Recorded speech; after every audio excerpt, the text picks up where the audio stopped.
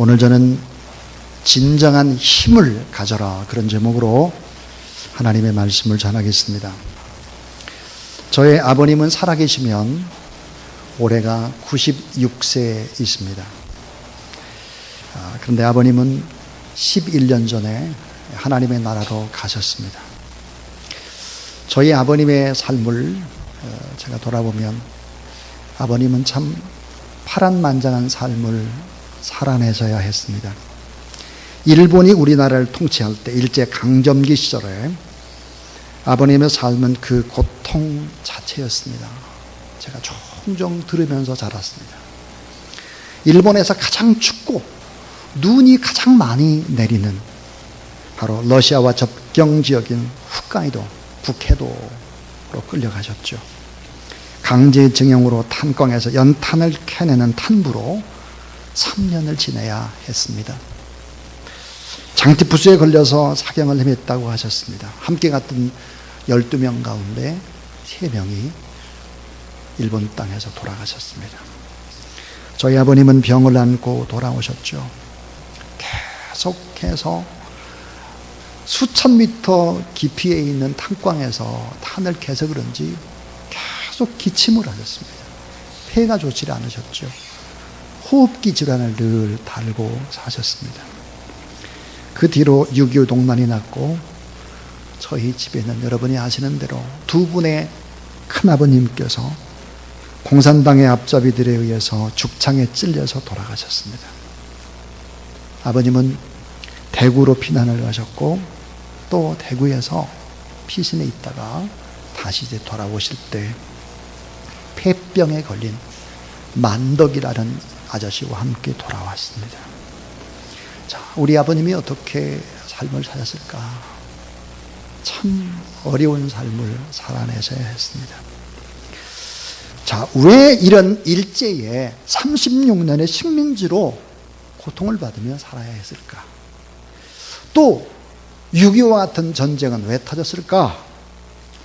왜 73년 전 분단된 이래로 여전히 남과 북 두 개의 정권에서 나눠져서 이렇게 있을까?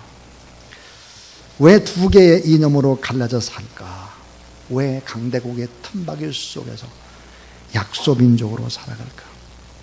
자, 일본, 미국, 중국, 러시아의 눈치를 보면서 결국은 등거리 외교를 할 수밖에 없을까? 그 핵심의 이유가 뭘까요? 그것은 힘이 없어서 그런 거죠. 힘이 없기 때문에 당한 것입니다. 힘이 없다는 이유 때문에 일본의 노리개로 성노예로 끌려가 위안부가 되고 지금도 일본은 고잔세로 일관을 하고 있습니다. 탄광의 노동자로 노예처럼 취급을 받았지요. 지금 있는 휴전선도 우리가 그은 철책이 아닙니다. 강대국의 협의에서 그어진 것이지요. 미국과의 관계도 중국과의 관계도 일본과의 관계도 왜 한국은 노심초사하며 걱정할까? 왜 그럴까? 힘이 없기 때문이죠. 힘. 자, 제가 세상의 힘을 논하려고 하는 것이 아니라 진정한 힘, 본질적인 힘, 그 힘은 무엇일까? 오늘 본문의 사도 바울은 근원적이고 영적인 힘, 이 힘이 있어야 함을 강조합니다. 로마의 감옥에 갇혀서 새로운 힘에 대해서 말씀을 하죠. 이 바울은 로마의 사형수입니다. 곧 죽게 될 것을 이미 알고 있습니다. 죽는다 이제. 마지막 편지를 믿음의 아들 디모데에게 쓰는 거죠. 이 편지는 구구절절히 유언장입니다. 간곡한 목회적인 마지막의 부탁이죠. 이게 뭘까? 하나님의 능력, 하나님의 진정한 힘을 증언하는 것입니다. 자, 힘에는 여러 종류가 있습니다. 자, 상인들의 힘, 장사하는 사람들의 힘, 아마 당연히 돈일 것입니다. 자본이 있어야 되니까요. 철학하는 철인들의 힘, 지식입니다. 정치인들, 권력이죠. 요즘에 여러분 정치인들의 권력이 얼마나 무서운지를 여러분 다 눈으로 보고 있습니다. 근데 하나님을 믿는 신앙인의 힘, 본질적인 힘이 뭘까 하는 거예요.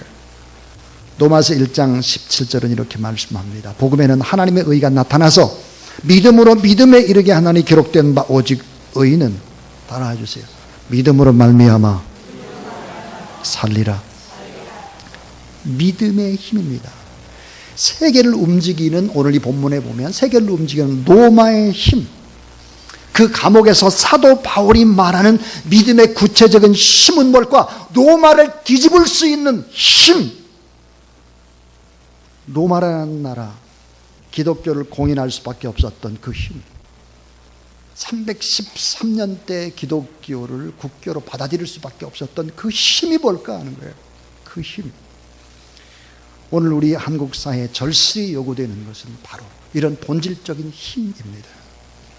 우리가 그 힘을 회복해야 될 때가 바로 지금이다, 이런 확신을 갖습니다.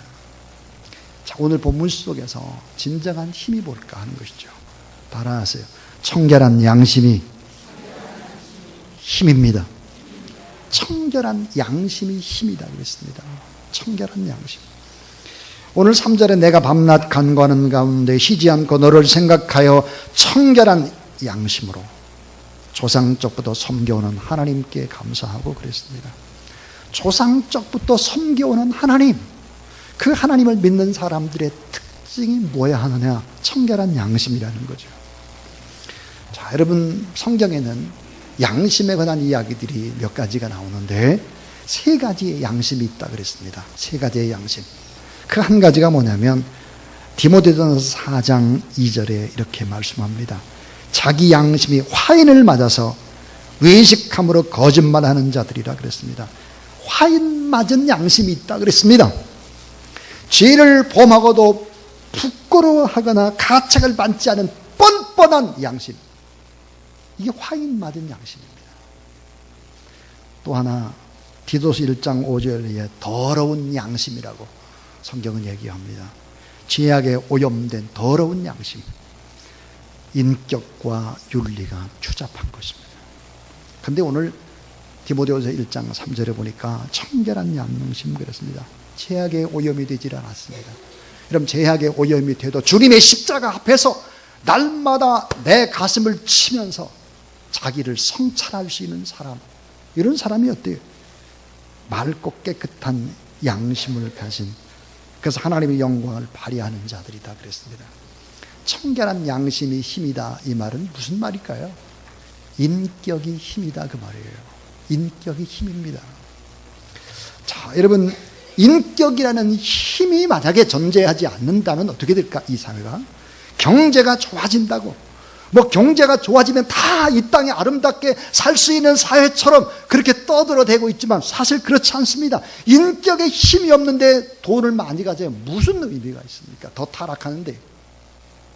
윤리와 도덕이 뒷받침되지 않는다면 나라는 좌초하고 말 것입니다. 국력이 강하다고 할지라도, 많이 가지고 많이 배웠다고 할지라도 청결한 양심에 힘이 없다면 어떻게 될까요? 타락과 무질서 속에, 불행의 늪 속에, 허무의 강가에서 흐느적거리게 될 것이다 그랬습니다. 성서신학자들과 심리학자들은 청결한 양심을 몇 가지로 풀이했습니다. 자, 양심이 뭘까? 인생의 등불이다 그랬어요. 인생의 등불. 페스탈로찌가 이렇게 말했습니다. 인간의 양심은 그 사람의 삶을 공명정대하게 하는 빛이다. 인생의 등불입니다. 또 양심은 나침판이다 그랬어요. 나침판. 베드로전서 3장 21절에 선한 양심이 하나님을 향해서 찾아 나가는 것이다. 선한 양심을 가지면 하나님을 찾아서 나오게 돼 있다는 거예요. 교육자 루소는 바른 양심은 인생의 안내자다 그랬습니다. 오늘 하나님 앞에 예배드리는 여러분, 하나님 앞에 내가 내 힘으로 이 자리에 왔다고 생각해서는 안 됩니다. 하나님께서 여러분의 발걸음을 이 자리로 인도했다는 사실을 믿으시기 바랍니다. 또 양심은 뭘까? 따라하세요. 양심은 엄격한 인생의 스승이다. 양심이 법관이라는 거, 법관. 양심이 법관이다. 엄격한 인생의 스승이다 그랬습니다. 이 청결한 양심이 신앙의 힘이고 인격이 힘이다 하는 거죠. 세상을 아름답게 본질적으로 바꾸는 힘이 있다면 인격이에요. 인격.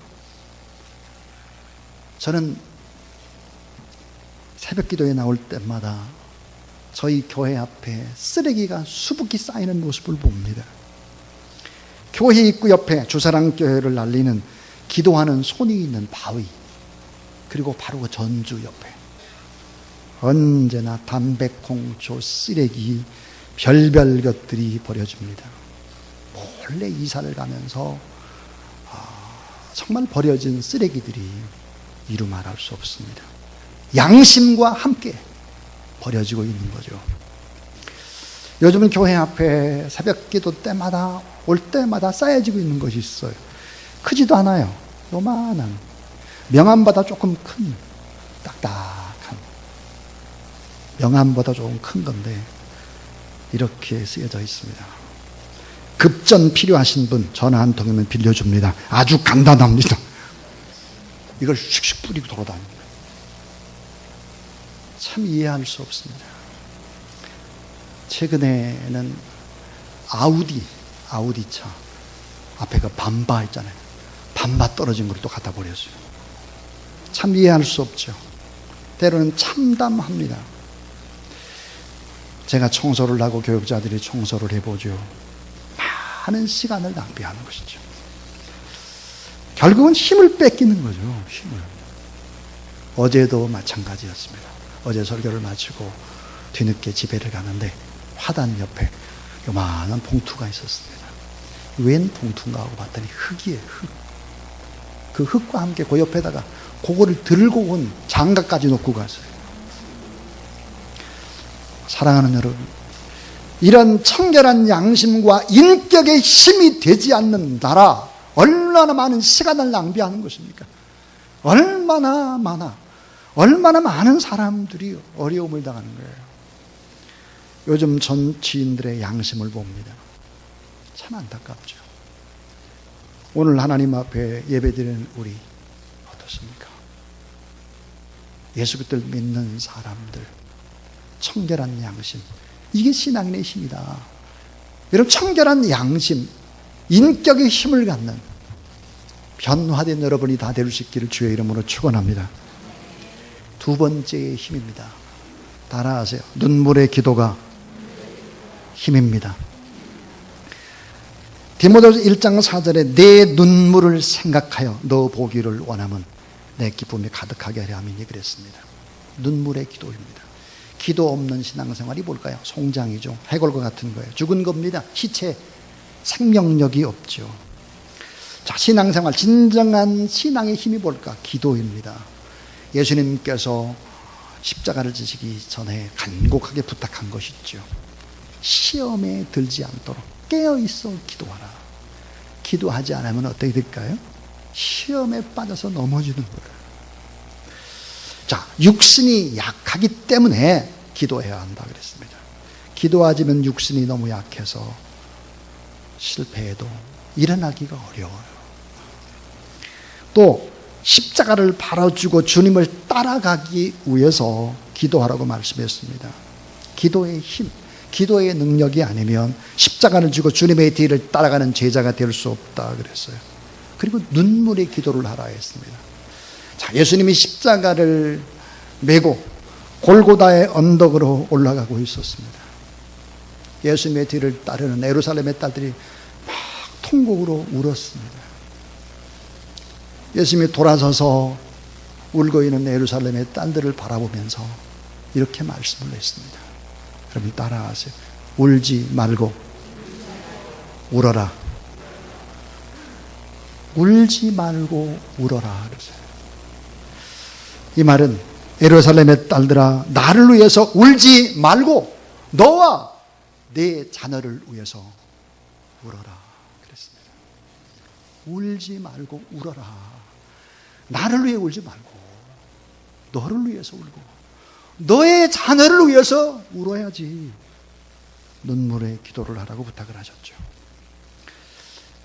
자, 자신의 죄에 대한 자복의 기도가 필요합니다. 여러분, 주님의 십자가를 바라보면 십자가가 뭐라고 얘기를 합니까? 이 십자가. 이 십자가는 이렇게 말씀을 합니다. 주사랑교회에서 네가 제일 죄가 많은 사람이란다. 십자가의 메시지입니다. 대한민국에서 너보다 더 많은 죄를 지은 사람은 없단다. 이 십자가의 메시지. 자, 전 세계 65억의 인구라면 65억의 인구 가운데 너보다 더 나쁜 사람은 없다. 네가 제일 죄가 많아. 이게 주님의 십자가입니다. 자신의 죄 때문에 자복하고 하나님의 은총에 감사의 기도하며 눈물을 흘리고 자기 사명에 애타는 눈물의 기도를 하라 하는 거예요. 성 어거스틴의 어머니 모니카, 그 눈물의 기도가 어디 있을까요? 신앙의 아들을 만들어냈습니다. 눈물의 성자를 만들어냈죠. 위대한 신학자를 만들어냈습니다. 여러분, 어거스틴의 책들이 저희 교회 4층 5층에 많이 쌓여 있습니다. 어머니의 눈물의 기도 때문입니다. 그 탕자가 돌아왔습니다. 뭐가 힘일까요? 눈물의 기도입니다. 여러분 따라하세요. 울지 말고 울어라. 나를 위해 울지 말고 너와 네 자녀를 위해서 울어라 그랬습니다. 기도가 얼마나 중요합니까? 기도는 생명의 젖줄입니다. 생명의 젖줄. 하나님과 연결하는 생명의 젖줄이에요. 탯줄과 같습니다. 기도는 열매를 맺는 진액입니다. 기도해 열매를 맺죠. 제일 중요한 거 한 가지 따라하세요. 기도는 영적인 힘을 저축하는 것이다. 기도가 힘이라는 것이에요. 하나님 앞에 기도하면 이 기도라고 하는 건 차곡차곡 저축이 됩니다. 어머니, 아버지, 할머니, 할아버지가 기도하게 되면 자녀들이 어때요? 그 저축한 기도를 뺏을 수 있는 거예요. 결국은 기도하는 사람들이 바르게 살고 기도하는 사람들이 청결한 양심을 가질 수밖에 없는 거죠. 그래서 성경은 이렇게 얘기를 합니다. 아무리 바빠도 아무리 피곤해도 기도하는 것을 포기하는 것은 모든 것을 포기하는 것이다. 기도를 쉬는 죄를 범치 말라. 이렇게 말씀을 했습니다. 자, 우리 제이슨 선교사님이 캄보디아에서 여러 개의 교회를 개척했습니다. 제가 보니까 모범적으로 참 잘하는 선교사님입니다. 참 자랑스럽죠. 우리 교회 안에 정말 제가 존경하고 좋아하는 선교사들이 여러 명이 있습니다. 그런데 동일하게 특징이 있습니다. 몸이 다 아픈 거예요. 이정남 선교사님 오늘 오시지 못했습니다. 1등 선교사입니다. 전 대한민국의 1등 선교사라고 생각합니다. 제가 참 존경합니다. 저희 교회 선교사님이지만 몸이 아픕니다. 서기영 선교사님 아프가니스탄에서 그렇게 일을 했지만 이미연 선교사님이 몸이 많이 아픕니다. 또 우리 최 선교사님도 지금 몸이 아프죠. 이런 얘기를 했습니다. 우리 최혜순 선교사님께서 목사님 교회에 문을 열고 들어오면 이 교회가 얼마나 따뜻한지 얼마나 포근한지 얼마나 어머니의 품속 같은지 모르겠어요. 금요 심야 때 그렇게 하나님의 임재와 성령의 역사 이런 것들을 너무 많이 느껴서 금요 심야 끝나고 난 다음에 1시간 동안 부르짖으며 울었다. 그런 얘기를 들었습니다. 그런 영적인 힘 때문에 교회를 세우고 그 땅의 영혼들을 키워낼 수 있는 것이죠. 마지막 세 번째 이야기입니다. 따라하세요. 진정한 힘은 성령의 능력이다.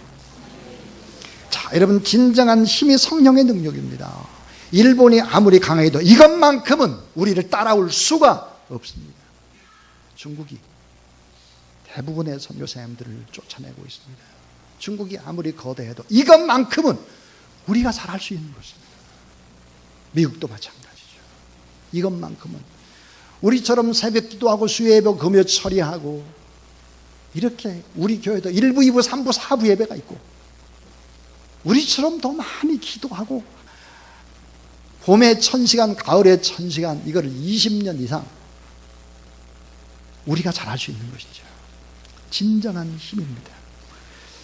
오늘 디모데후서 1장 6절에 이렇게 얘기합니다. 그러므로 내가 나의 안수함으로 내 속에 있는 하나님의 은사를 다시 불릴 듯하게 하기 위하여 너로 생각하게 하노니 그랬습니다. 신앙인과 불신앙의 차이가 뭘까? 그 마음속에 하나님의 영, 그리스도의 영이 있느냐 없느냐죠.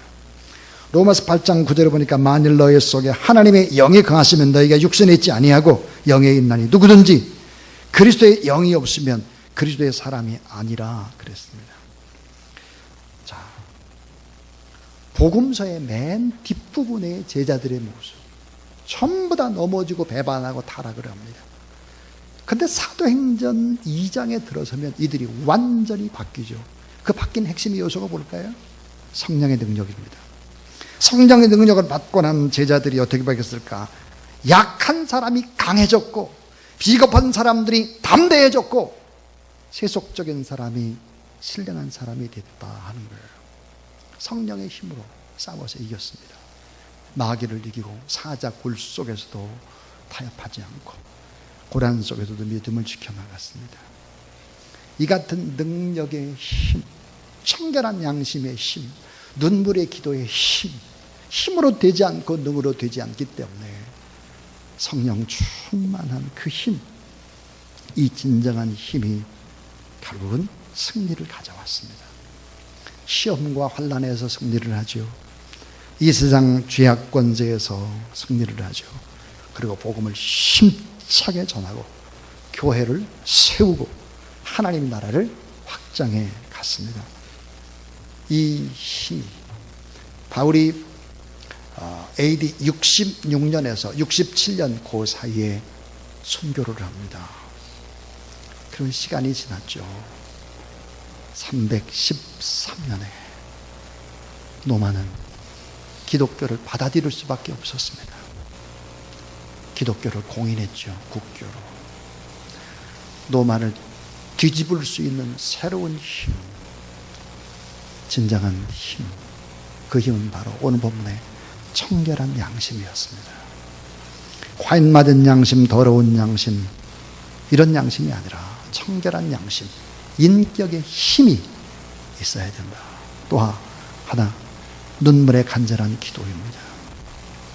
생명의 젖줄과 같은, 또 열매를 맺는 진액과 같은, 영적인 힘을 저축하는 통장과 같은 이런 기도의 힘, 그리고 성령의 능력이 진정한 힘이다 그랬습니다. 오늘 이제 곧 성찬식이 진행이 되는데 생각해 보겠습니다. 나는 청결한 양심을 가지고 지금 살아가고 있나? 또 하나, 눈물의 간절한 기도가 내 안에 있나? 성령의 능력을 사모하고 있나? 진정한 힘은 돈이 아닙니다. 권력이 아니에요. 명예가 아닌 것입니다. 여러분, 큰 교회가 힘이 됐다면 우리 교회는 큰 교회를 몇 개 지켜도 남았을 것입니다. 사랑하는 여러분, 진정한 본질적인 힘, 아름답게 변화된 이 핵심의 힘 있는 그리스도인들로 인생을 살아가는 저와 여러분, 우리 모두 다 될 수 있기를 주님의 이름으로 축원합니다.